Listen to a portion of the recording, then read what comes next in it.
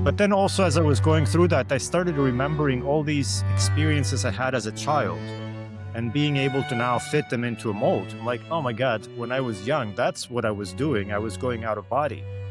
I would float up to the ceiling all the time, and I would be like right up to the ceiling. And I remember as a child thinking, what is this? I don't get it. What am I doing up here?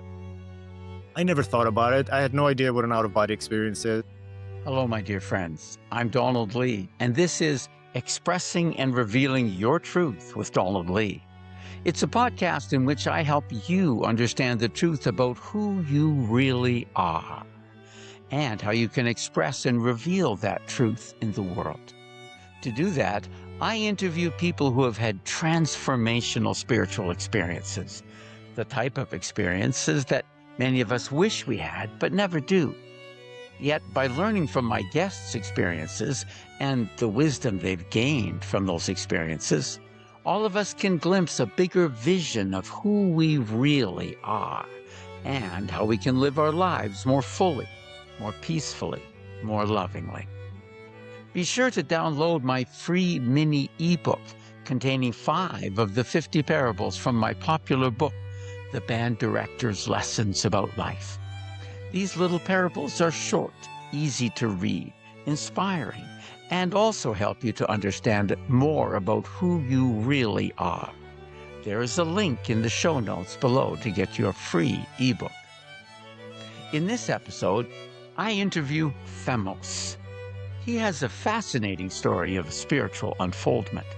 He grew up in a Greek family that, surprisingly, wasn't religious. Yet he had out-of-body experiences as a boy that he didn't understand.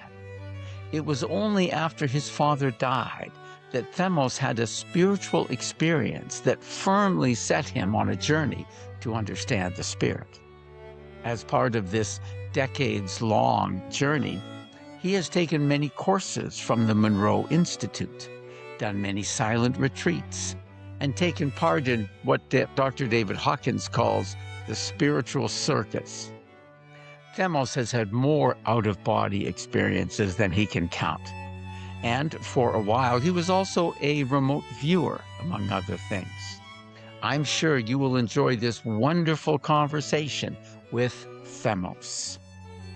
Hello once again, my dear friends. We're here today with a fascinating gentleman, Themos. It's a Greek name, so it's shortened from his whole typically awkward and unpronounceable Greek name. And he's in Florida. I'm back in freezing, cold, snowy Alberta, Canada at this time. We're recording this on the 20th of April, 2026. But Themos has had an interesting experience or lifetime of experiences on his spiritual journey that I'm sure will fascinate all of you. And we connected with a slight connection through the Monroe Institute, from which I've taken one course a little over a year ago, and Themos has taken many courses over many decades. So we'll get into that in the course of our discussion. So let's jump in. Themos, thank you for joining us today. Great to be here. I should say Okay. more courses does not mean more insights. You don't need a lot of courses to get insights. Well, that's true, but the journey that we're on, that there's kind of the outward spiritual journey and the inward spiritual journey, right? There's all the things that we do, the books we read, the seminars we go to, the workshops we go to, the courses we take, the people we're exposed to, all that stuff that's outside of us, but really the journey is inside of us, and all of that stuff is to help guide us, as you and I both are at this point in our lives. I think incumbent upon us with the white hair gives you the responsibility to help be a guide, whether you want to or not. And but I think we're both ready to want to. So, Themos, tell us your spiritual journey, the quick parts, the slow parts, what you think is relevant, and also the contrast, as we talked before we hit record, about the public life that we've had, and then the inner life and the stresses of trying to keep those separate. Yeah, sure. I might actually start with that because this it's a big theme in my life right now because I would say I'm transitioning away from trying to manage two personalities into converting everything into one. And the reason is because I've grown up in the whole world of corporate business, investments, and just climbing the corporate ladder and that outward kind of life that the American dream, so to speak. And that was one part of my life and very much a dominant part of my life. But also when I was young in my early 20s, I had a very significant experience, which also awakened this other part of my life. And honestly, for the longest time, those two parts were completely separate. And there's a good reason for that. It's really hard to have these kinds of conversations in the circles that I was working at. Even within families, I spent many, many years not talking to my own family about my experiences. And it wasn't really up until the last few years where I decided, this is really very significant for me. And I'm also seeing a lot of people going through this similar transformation where people just have this thirst to talk about these experiences. So this is a very important theme for where I'm at, especially in the last year or so, is integrating those two halves. And I'm not ever going to let go of my business and corporate and the whole outward responsibility I have in society. But it's making me more of a, I would say, a more whole person and addressing both sides Yes. of my personality. So let me maybe talk a little bit about what happened. So I grew up in a Greek household, but we were never religious. We were one of the very few families in Greek heritage that are not religious. My dad was very much into philosophy and history. So I grew up listening to Socrates and Heraclitus and Plato and all of that stuff. So I never really had a spiritual base of any sort. And that may have been a good thing because I wasn't necessarily biased in any way, but I also think it was a bad thing because I didn't really have any forum for discussing things.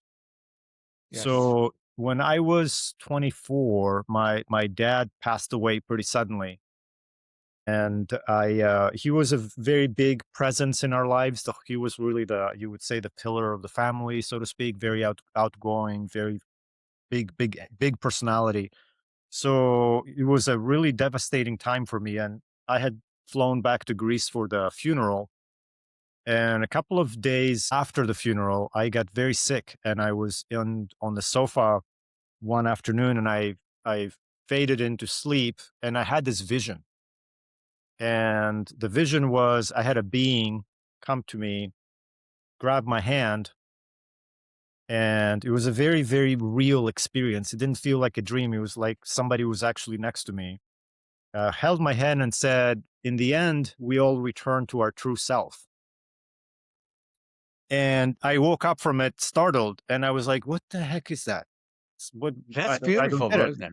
Well, it was beautiful, but also startled me because of the language. So in Greek, the word self, there's a different word, it has a different ending if it's singular or plural.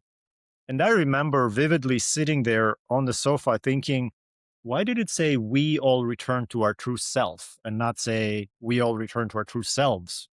And it really bothered me. And it was very simple, right? I'm a little bit of I have a lot of scientific brain kind of tendencies. So I'm analyzing everything. So I'm thinking, okay, that's odd. Why did it say that? So I flew back to the US. And back then I used to travel for business every week. I would get on a plane Monday morning, come back home Thursday night or Friday night. And for a period of about a year and a half, 2 years, I used to fly from DC to Portland, Oregon. And in downtown Portland, there's a famous bookstore called Powell's Bookstore. And this is now probably 3 years after the vision. All that time, I have been reading everything I could find: philosophy, history, spirituality, religion. And I'm in the bookstore one evening after work, and I'm opening up a book, and I'm just sitting there, just casually reading things. Usually I would hang out either in the spirituality section or the new age section back then. I don't know if they still have new age sections or if they still have bookstores for, for that matter. But I came across Some, some, some, very there's few, some. very few. I came across that exact sentence. In the end, we all return to our true self. And it was on a book on Zen Buddhism. Ah, And I was startled. I was literally, the hair on my back was sticking out. And from that point forward, I realized, okay, this is where the truth is for me anyway. So I spent after that literally 10 years studying everything I could about Zen, non-duality specifically, got into the works of Ramana Maharshi, Nisargadatta. Just so much really deep kind of thinking. But it was really that one vision that started my whole spiritual journey. And then over the years, I started going to the Monroe Institute. I started doing silent retreats. I've been countless silent retreats with a non-denominational Buddhist group.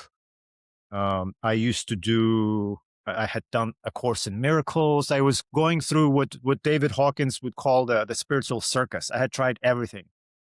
And really where I wound up was really non-duality. And non-duality is really found in every single religion. If you really look at every religion at the heart of it, there is a non-dual teaching, whether it's Christianity, Islam, and everything. That's where yeah. that's where the root is. But then also as I was going through that, I started remembering all these experiences I had as a child and being able to now fit them into a mold. I'm like, oh my God, when I was young, that's what I was doing. I was going out of body.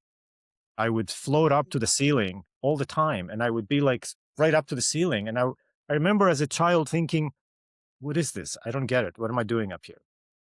I never thought about it. I had no idea what an out of body experience is. Uh, Sure. Bless you. And until I Thank you. got to Bob Monroe and the Monroe Institute, I had no idea. So anyway, yes, that's potentially a long answer to your question, but it gives you a little bit of a general idea of my start. Good, yeah. And actually, when you mentioned non-duality, and really, I think probably every religion Mhm. started out with non-duality, but then quickly fell away from it because people don't understand it. And so they the great teacher that began it, like Siddhartha or Mhm. Jesus or Lao Tzu, they started out trying to teach people about non-duality. But then Yeah, after they died, then the leading teachers in that religion, what became a religion after the death of the yeah, founder, they didn't really get it. So what they taught was something different from non-duality, and yeah, non-duality is kind of buried there. Of course, for those of us who are listening, non-duality is simply the fact that all is one. There only is one. Everything is God. And God is love, so everything is love. In this physical world, that's almost impossible to grasp because we have duality. We have everything is opposites or complements. We have day and night and male and female and up and down and in and out and darkness and light and good and evil. yeah, You know, the winter and summer. The whole material world is a world of duality. So it's very difficult to imagine that, for example, good and evil are all one. Like, how can that possibly be? That is, an intellectual concept that's very difficult to grasp. yeah, Anyway, so let's go on with that. But since you did mention the Monroe Institute, let's take this opportunity, yeah. Themos. Can you explain a little bit about the origin of the Monroe Institute? Bob Monroe, his experiences, which are interesting, and then he wrote a couple of books and tried to understand what are these experiences, and nobody could really help them. So could you give us a brief history of Bob Monroe and the Monroe Institute that he founded? Sure. I'm not sure I can do it justice, but essentially Bob was someone who had an experience of going out of body without really knowing what it was, and then started having them almost every night. And early on, he actually thought he was losing his mind. He was having health issues. He even talked to friends of his who were psychiatrists saying, hey, what's going on? What's my problem? Am I going to die? And then eventually he started having these experiences enough that he stabilized the state, so to speak. He could go out of body almost every night and started really getting access to this other world or whatever you want to call it, or the beyond. And from that, he used to be a radio engineer, and he left his profession and started the Monroe Institute in Virginia. And his premise was to use sound and very specifically binaural beats to try to emulate the state in which the out of body experience happens. And from there, he created what he called focus levels.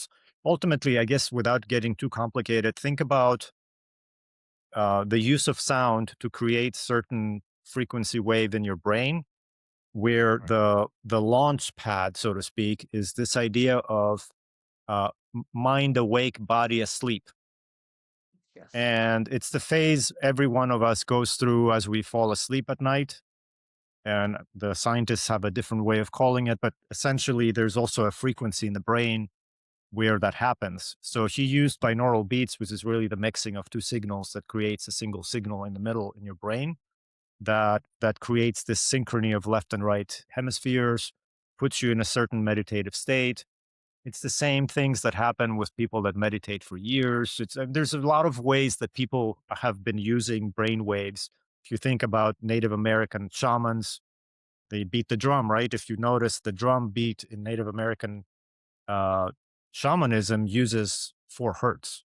It's a very specific frequency. That's the theta brainwave. So without knowing, or maybe they did know, but essentially they realized that a certain frequency in the brain allows us to go into these altered states. And from there, Right. from all of his journeys, he wrote actually 3 books about his experiences. He started mapping the landscape. He came up with what he believes happens after death. He came up with his thought of why are we here? What happens after we leave? He has influenced a lot of, I would say, alternative theories. If you're familiar with the concept of loosh and Yeah, how, I am. Some of our listeners will be. Yes. so Bob actually coined that term. Bob, I didn't know that. a lot of people don't actually know that. So even if you think about movies like The Matrix, a lot of that kind of thinking. Sure, Bob used the term, but it also goes back to ancient teachings. If you think about Gnosticism and things like that. So he may be a recent person speaking about these things, but these things have been spoken of before. The Tibetans had what they call the Bardo states, right? And after you die, you go through certain stages. The ancient Egyptians had all of these afterlife stages as well. Bob just came up with his own language of what happens after death, and he had what he called the belief territories, what you call the park, where you met with your guides and planned your next life.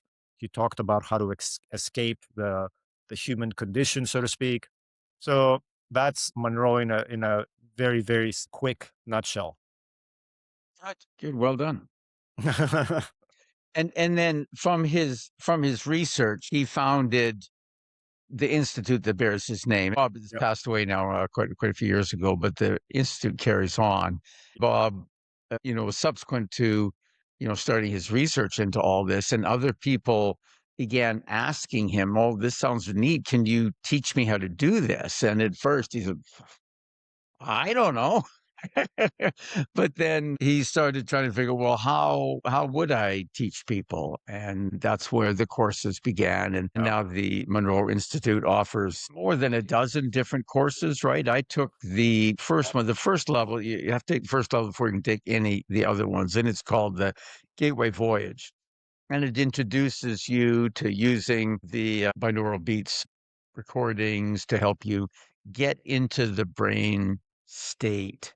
And when we talk about brain states, I mean, psychologists for many, many decades now have identified that there are different brain states, each associated with a different frequency of brain wave. And they use Greek letters to name them: alpha, beta, theta, etc.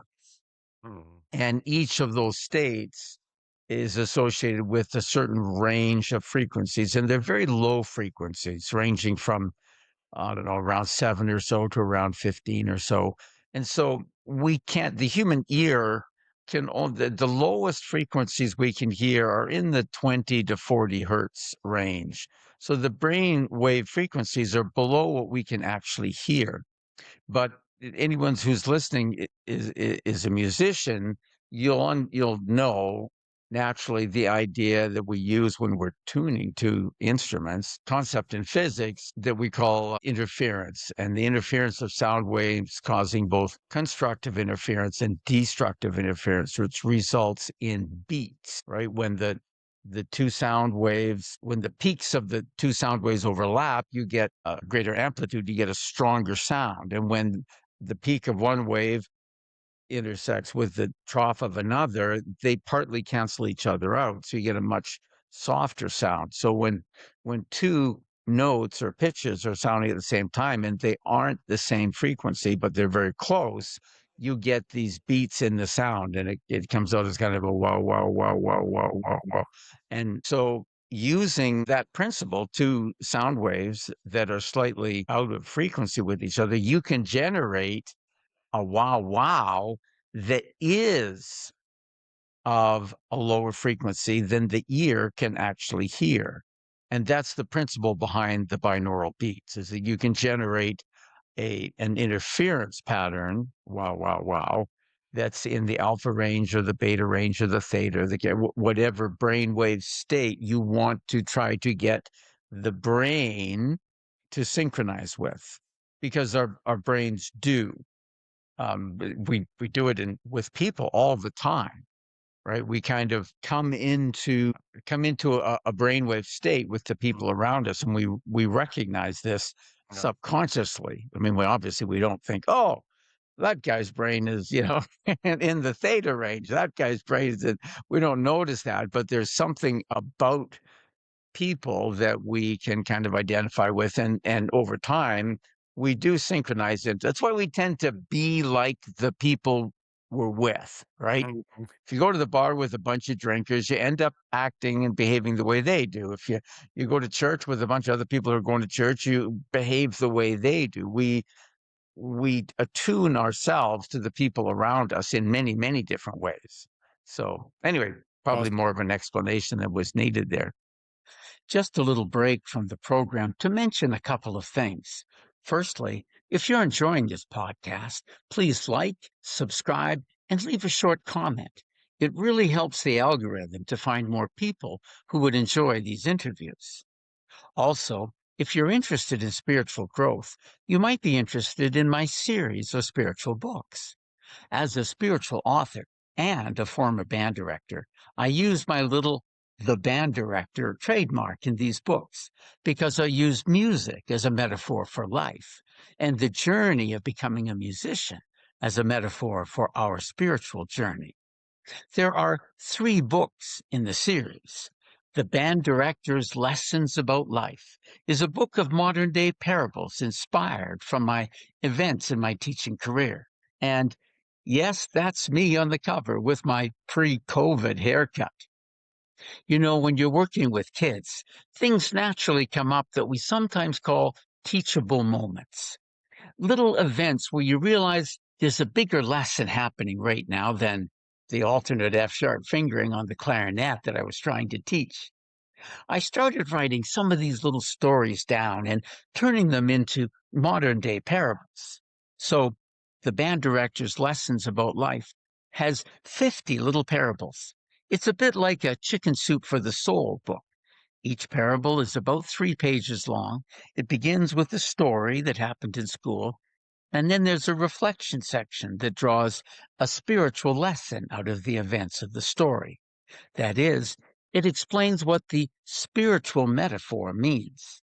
The Band Director's Lessons About Life is easy to read, makes a great gift, and expresses many universal spiritual principles in an easy-to-understand way. If you want to go deeper into your spiritual growth, I've also published a study guide to accompany the Book of Parables. It turns the Band Director's Lessons About Life into a year-long course in spiritual development. You will spend a week on each of the 50 parables. There is a deeper teaching about the meaning of each parable. reflection, and discussion questions, especially helpful if you would like to use the study guide in a group setting, and a different meditation for each of the lessons. The third book in the series is a little book titled The Band Director's Pocket Guide to Spiritual Growth. This little book explains a simple 3-step process for putting your spiritual growth into high gear. You can learn more about all 3 of these books and my other books at my website, www.cominghomespirit.com, because after all of us are on a spiritual journey back home to God. So that's cominghomespirit.com. You can also go directly to my Shopify page at cominghomespirit.myshopify.com, where you can purchase my books directly from me. If you're enjoying this podcast, I really think you'll enjoy my Band Director series of books as well. Now, back to the program. All right, so that's great. So tell us now, you're on this clear spiritual journey. You're trying to figure out what all this stuff means, and you're going through the the spiritual circus. Learning, trying to is the answer over here? Is the answer over here? I'm still doing that, right? Going through that. I've been doing for many, many decades, and there's great stuff everywhere. Mhm. And you end up kind of learning stuff. So you started taking courses from Monroe, and you also found that going on silent retreats was very helpful. So pick up the story there, if you would, Themos, and carry on. Yeah, maybe I can talk about what I think are the significant stages in my progress. I would say the non-dual teachings and definitely Ramana Maharshi. I spent many years not just in meditation with Ramana Maharshi talked about one specific method called self-inquiry.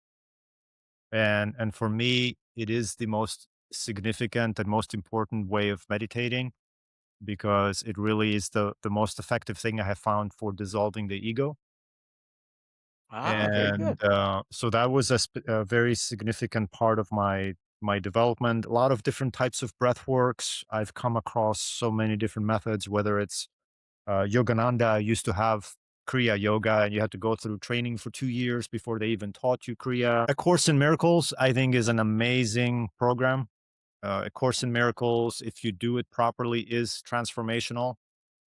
You're supposed to do a certain practice every day, and this is actually funny. When I was going through it, I was working full time, and I would get up early in the morning, go exercise, get the kid to school, drive to work 8 or 10 hours, drive back home, be dad, do whatever. So where's there time to do a spiritual practice? So what I would do is I got A Course in Miracles, an audiobook on discs back then, and every day I Yeah. had a 30-minute. I was in San Diego. Anywhere you go in San Diego, you got to spend at least 30 minutes to an hour anyway. So I'm like, okay, I'll put my commute to good use. So I would put the CD every day.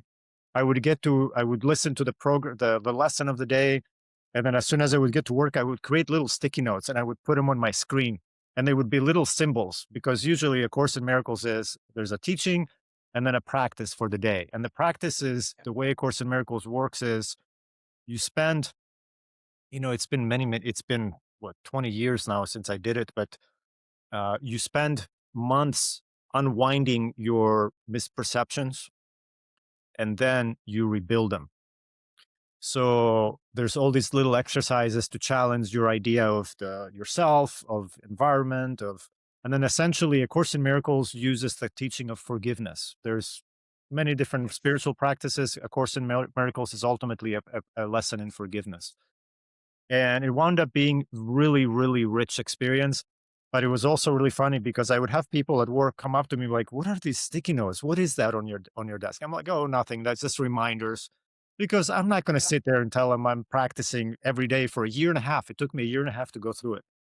I'm practicing some spiritual teaching at work, right? They would think I'm crazy. So I thought that was very important. I went through a period of remote viewing which kind of happened by accident. I suffered a very very significant accident in 2009. I broke my neck, and Oh, I was yeah. So I wasn't in a good place for many months. And I remember one winter, my ex-wife now, but we had gone with her and my son to skiing, and I'm like, okay, I'm not gonna ski. I'm just gonna sit in the cabin and wait for you guys. So I thought, what am I gonna do? I'm bored. There's nothing to do up here. This is in a little mountain in north of it's I guess east of LA, the only place there's snow in Southern California. So I somehow you have to go up into the mountains. Yeah. you have to go pretty far. Yeah, yeah. You have to go up to Mammoth, which is hours away. So I somehow stumbled across remote viewing and I joined this program. And literally from that 2 days on the weekend of sitting in the log cabin, I got I had instant results with it where I'm like, that can't be. How does that work? So I came back home and I was already up, getting up really early to go to the gym and then start my day. I'm like, okay, I'm going to get up an hour earlier. So I would get up like 4 o'clock in the morning sometimes, go downstairs because there's no way I'm telling my family that I'm doing remote viewing. They'll think I've lost my mind. So I started practicing, got really good at it, eventually got hired to do targets for money. So I became, I guess, a pro remote viewer. And I will tell you, I spent months not believing it because they would just give me a number and say, okay, give us this number. I would do a target every morning. It took about 45 minutes and I would just fax them. Yeah, I guess back then it was fax. Or scan an email. I can't remember, but I would send them the results and then later they would consolidate. It was a team that they had multiple viewers throughout the country. They had a Right. separate person doing the analysis, and then usually they were hired by people to do a certain target. It could have been that we did a lot of health related targets. We did missing people. We did decision making. We did some business kind of decisions. Should I buy? Should I sell? And then at some point, they started doing a lot of financial related targets. And at that point, I'm like, okay, guys, I didn't sign up for this to do stock market for rich people. I don't care about that. But there was a period where so I Yeah, quit. I'm yeah, you're not using my gift to make you rich. Yeah, Yeah, I do. but And you know what?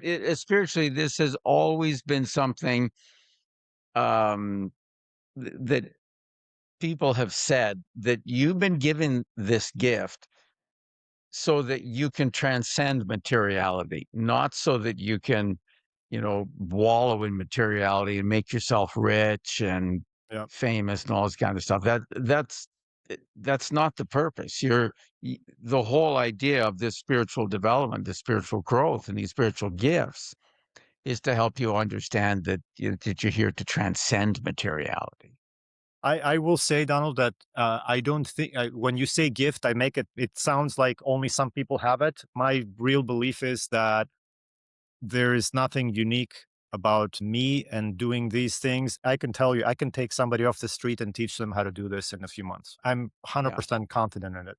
So yeah. I But remember but for I do think, Demos, that there's an element of aptitude or gift or previous experience in a past life or something.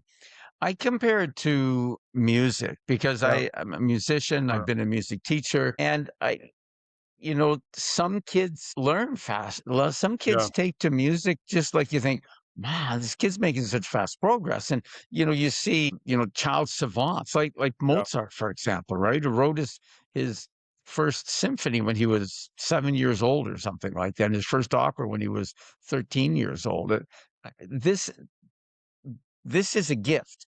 And yeah. yes, his father was a musician, a violin player, and he was trained, so it's a combination of gift and training. But there's other people, and I've had students who, try as they might, they're never going to be great Yeah, musicians. yeah. They can learn to be, competent, but there's just something that separates the competent person from the Y- brilliant professional You know what? musician who's going to make it, who's going to play in the New York Philharmonic or something like that. Not not everybody's going to do that, no matter how hard they try. I So as it's a mixture. If as you can see from the guitars behind me, so I completely get the music example, and I grew up yeah, with. yeah, yeah, I feel like I grew up with the guitar as an infant, and I get that. But however, look, I call this a spiritual circus, which is not my word. I took it from David Hawkins, who I loved. So there are techniques that yes, there's aptitude for, but at the end of the day, what we're talking about here, Bob used to say, I am more than my physical body. That was, he would have an yes, affirmation with every exercise. I'm sure you've been through Gateway, you've heard it. yep, He started yep. everything with that. So, Everyone would say that I'm more than my physical body. That's part of the affirmation for every exercise. Yeah, so I just want to make sure people don't see the technique like remote viewing or, oh, I haven't done an out of body, I'm not worthy, or I haven't had a lucid dream, or I haven't had these otherworldly kind of visions. And I've had so many. At the end of the day, the core of what we talked about, I'm more than my physical body, non-duality, those things are not unique to a person, and you don't need a yep, talent for them. They are our true origin. They are the only thing that's real around here. And that ultimately, I know we're talking about spectacular, fancy kind of experience. Everybody wants to hear the fancy things, the near death experience, the lucid dream, the out of body, right. a remote viewing target. Look, I had a remote viewing target once. I'll tell you two remote viewing stories. Once I was in training and they just gave me a number. And I did the training. And as I'm going through it, I'm starting to get really panicky. I'm seeing blood everywhere. The floor is slippery. I'm getting all this data that was really, for me, very heavy. And I knew there was a violent act involved. So it turns out the target was the Lincoln assassination. Now, I was still, Lincoln. yes. So I was Wow. still a student at the time. And I remember that really shook me. I'm like, how does this work? So a couple of months later, I'm driving to work. And as I'm driving, literally without even closing my eyes, obviously you're driving, you shouldn't be closing your eyes anyway, right? But I have an overlap in my field of view of a white car getting in an accident. Literally, it's just a vision. This happened in my field. I'm like, what the hell was that? And 2 seconds later, on my rear view mirror, I see a car behind me, a white car collided with another car. So it was as if I had this kind of a bleed through experience. Right. And interestingly, most people I know who have gone down remote viewing in a very professional, I would say, very dedicated path, wind up losing their minds. There's so many people that have gone off the deep end with remote viewing. So Really, I wasn't aware of that. there's a lot there's a lot to our existence people don't understand, and that could be a whole different show. Because you asked me earlier, what's my path? Um, so I've experienced a lot of weird stuff. Ultimately, what I come back to is that when and where I'm at right now, I'm really at the intersection of trying to combine all of this spiritual insight with still being human. And yes, we are more than Yes. the physical body, but at the same time, I still have anxiety. I still get pissed off at people. I'm in Miami. I get pissed off every time I drive down the street. There's no way around that. I do use my horn and I honk at people. There's again, it's Miami. What can you do? Um, and at the end of the day, and I've been to so many retreats, so many spiritual things. You go, have a great experience. I would go to the silent retreats. I would be in silence for 7 days. I would love it. I remember my first silent retreat. I drove to the desert from San Diego to um, Joshua Tree, 2.5 hours away. After the 7 days in silence, I drove home, never once turned on the radio, didn't call anybody. I get home, nobody was home. My family was out. I put away my clothes. I go downstairs and I go and sit at the dining room and I'm just sitting there. And all of a sudden I'm like, what the hell am I doing? I had completely forgotten that, oh my God, I'm back in the real world. Don't So have to be silent anymore. my brain literally took about like 4 or 5 hours to get out of that silence. And then I noticed at the end of every retreat, you come home, like when I did Gateway 2002, and I think it was 2004, I did Gateway. I remember getting in the airport and everything seemed like otherworldly, like people moving around. I felt like I was, Neo looking at the Matrix, But then you get home, you go to work the next day. I'm pissed off at my boss. I have, sick and tired of the traffic in San Diego. So where I'm at right now is that to me, there's a couple of different issues with spirituality. One of them is a lot of these practices have no way to integrate into our daily lives. So that's where I'm really focusing on how do we create integration of these things that they become lasting. And the other thing that's very big for me, where is my current work in the last 6 or 8 months, is the body. And what I had found is for years I was doing all these spiritual practices that are in a sense dissociating, and you lose grounding. Right. And I find now that the physical body, and very specifically the nervous system, is perhaps the most important part of our existence here. That's how we're being loosed. That's how we're being hijacked.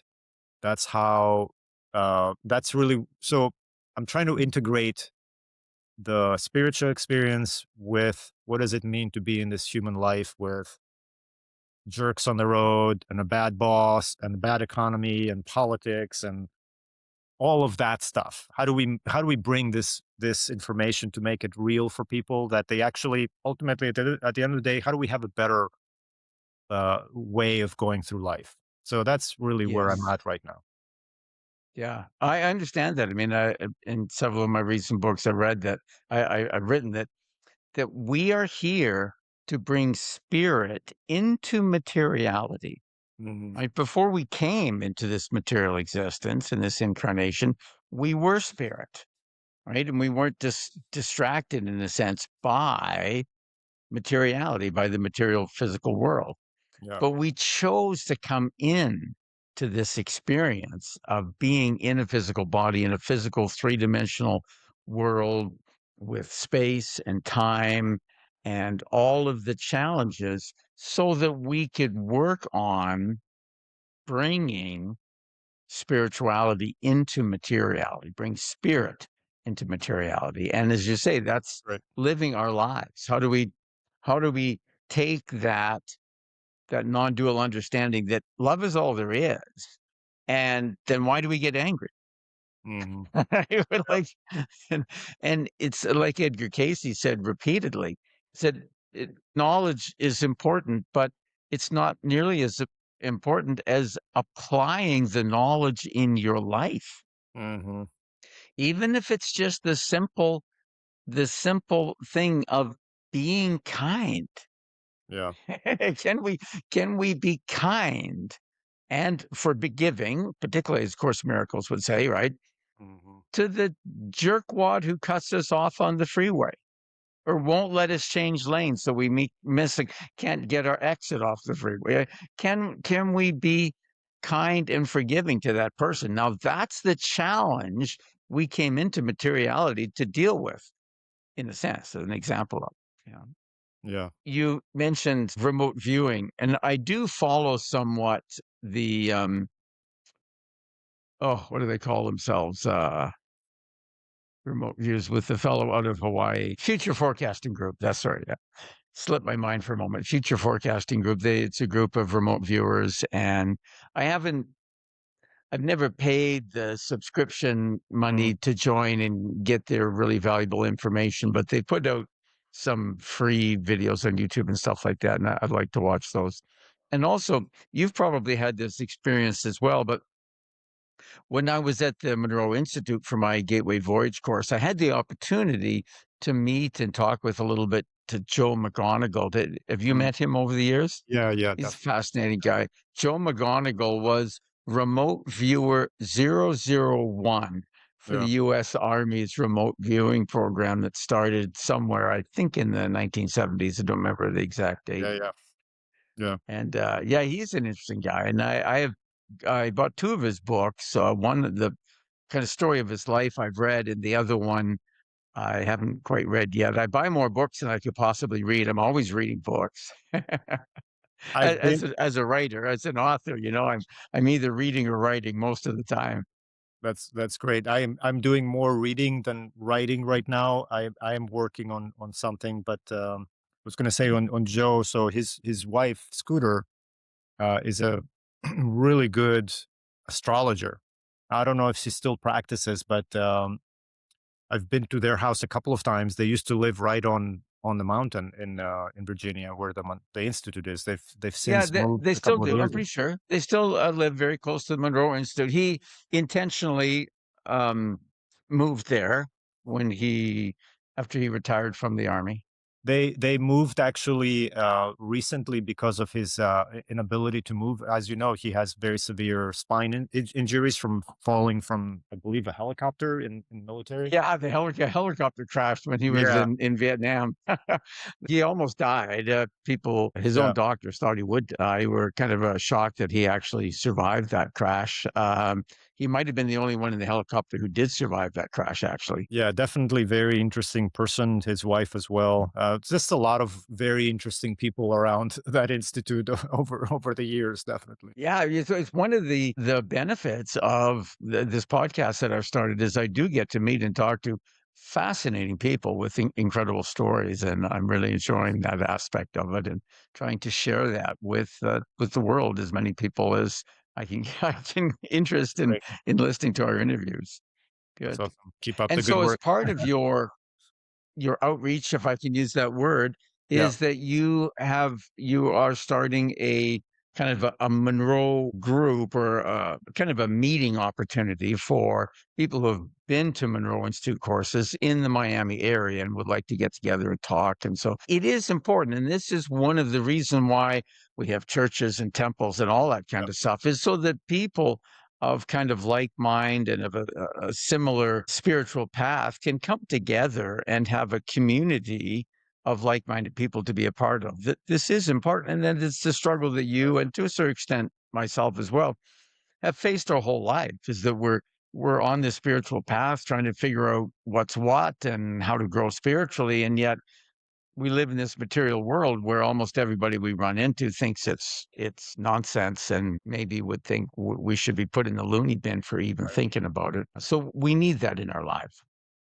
Yeah, so so Monroe Institute has community groups around the planet actually throughout many countries, and there used to be one in Miami that closed down for whatever reason years ago. So I have revived it. It's really for the southern tip of Florida. So we are going to have a combination of in person and remote, or I should say online sessions once a month. And really, Right. you don't have to have been to Monroe. It's just we're looking for people with that interest. And there are a lot Yes. of people that honestly, in just the last couple of weeks, I've had about 30 people express interest. And the common theme in a lot of people is, hey, I've had these feelings, experiences, beliefs. I don't have anybody to talk to. I'd Yeah. love to have a forum where I can talk about these things without feeling judged. And I really wanted to do this. It's not for profit. I do it voluntarily. And honestly, we're just starting out. But what I was looking for is to create that safe space for people that I didn't have growing up in corporate America for 30 years to really cultivate that other side of my life. Yes. Yeah. That's beautiful. And so Themos, is there some suggestions, tips, pointers that you could share with people, particularly those who are not as far along the spiritual path or are maybe at a point similar to where you were at 20 or 30 or 40 years ago, trying to figure out what's what and what's useful to learn? And do you have some ideas that Ooh. you could share with our listeners? Wow, that's a tough one because over the years Everyone's I different. everyone's different, but what I was going to say is that over the years, I've seen a lot of very deeply spiritual people and very authentic teachings lose their way. Yes. And there's something that I've seen happen throughout the planet. You see people come up with some teaching eventually. They either, if it's glamour or money or fame or whatever, they change. So as a result, it's very, very hard to find authentic information. Honestly, I would say people need to use discernment. There's a lot of diluted information out there. There's a lot of compromised information out there. So discernment is important, and intention is very important. What is your intention? You're going into spiritual practice. What for? What are you trying to do? Are you trying to run away from something? Are you trying to achieve something? And eventually, I think if you get your intention right, the right techniques and teachers and books will kind of land on your lap. When the pupil is ready, the teacher Yeah. appears. Yes. I remember there Because was the teacher is the teacher is always there with yeah. you, but until you are ready, you don't even see it. You don't recognize it. Yes.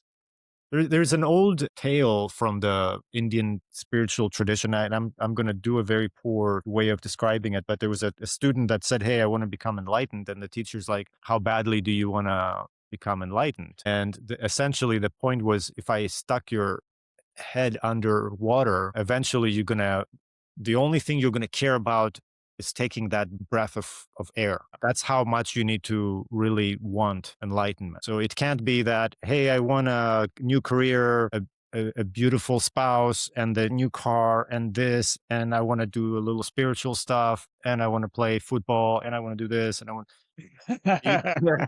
That's why It's intention is very important. What are we trying to do here? If you're just looking for, hey, I just want to say I'm in spiritual, okay, there's lots of venues. Just go on TikTok, you'll find something. yeah, If you're saying, you know what, I recognize something is wrong in the world, I'm ready to do the work, I'm ready to get to the next level, then you'll get a different kind of teaching appear. right, right. Yeah. I'm I'm also reminded about the story talking about pupils. There was a spiritual student who sought out this great spiritual guru and wanted to study with him. And so he met the guru, and the guru or the master said, "Oh, okay, well, come, let's have tea and discuss it."